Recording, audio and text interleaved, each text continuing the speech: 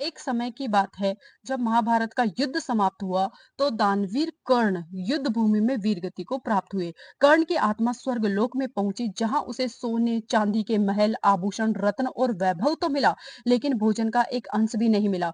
कर्ण को आश्चर्य हुआ। उसने यमराज से पूछा, हे धर्मराज, जब मैं पृथ्वी पर था तब मैंने जीवन भर दान ही दान किए, सोना रत्न आभूषण कपड़े घोड़े रथ भूमि।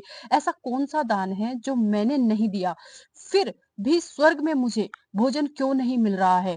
तब यमराज ने कर्ण से कहा, कर्ण, यह सत्य है कि तुम दानवीर थे, लेकिन तुमने कभी अपने पितरों के लिए जल अन्न या पिंडदान नहीं किया।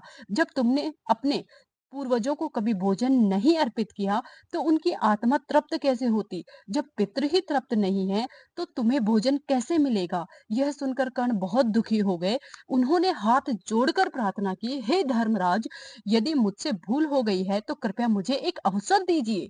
मुझे पृथ्वी पर भेज दीजिए ताकि मैं अपने पितरों का श्राद्ध कर सकूं, उन्हें अन्न जल अर्पित कर सकूं और उनकी आत्मा की तृप्ति कर सकूं। कर्ण की प्रार्थना सुनकर यमराज ने उसे 16 दिन के लिए पृथ्वी पर भेज दिया। कर्ण पृथ्वी पर आया और उसने पूरे विधि विधान से अपने पितरों का श्राद्ध पिंडदान और तर्पण किया। उसने पवित्र जल तिल कुश चावल और अन्न का उपयोग करके अपने पूर्वजों को अर्पण किया। कर्ण ने श्रद्धा और प्रेम से अपने पितरों का स्मरण किया और प्रार्थना की कि उनकी आत्माएं तृप्त हो और उन्हें आशीर्वाद दे। जब 16 दिन पूरे हुए तब कर्ण स्वर्ग लौट आया। इस बार जब वह पहुंचा तो उसे न केवल वैभव मिला बल्कि स्वर्ग में अमृत के समान दिव्य भोजन भी प्राप्त हुआ।